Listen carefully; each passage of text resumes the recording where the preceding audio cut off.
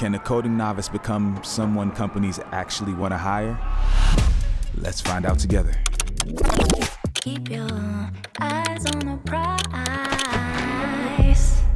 Just wrapped up day 1. Let's get into it. Here's what I studied, what clicked, what's still hard, and one takeaway. For SQL, I studied select statements, select distinct, aliases, and did a few problems on Hackerrank. For Python, I made sure that my Python, Anaconda, and PyCharm installations were up to date. I also practiced with the command line, terminal, and running Python on text editors, IDEs, Jupyter notebooks, saving it in repositories via Git, GitHub. Also studied printing, commenting, debugging, string manipulation, and working with variables. All right, here's what clicked. Everything that uses data can use a database, from social media apps to a budget in Google Sheets.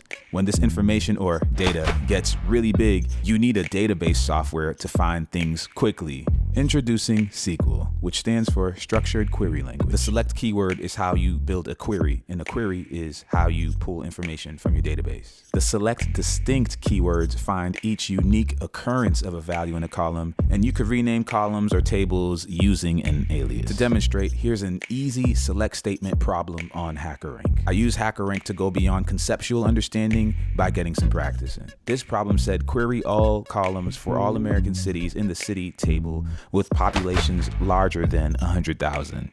The country code for America is USA. The city table is described as follows. And you see the table, I simply wrote select all, which is what asterisk stands for, from city where country code equals USA and population greater than 100,000. What is still hard? Understanding these Hackerrank questions. I mean, they're written in a language of their own. I tried an easy Hackerrank question and it ended up throwing in some curveballs and phrasing things in a way that I didn't get at first. To be honest, this problem took me about an hour to solve, but I got it and I'll go over it in a video that I'll drop here shortly. Takeaway of the day. Do not despise these small beginnings, for the Lord rejoices to see the work begin. A quote from Zechariah 4:10. This is a humbling start, basic concepts, fundamentals, but I believe the consistency is gonna lead to results. See you on day 2.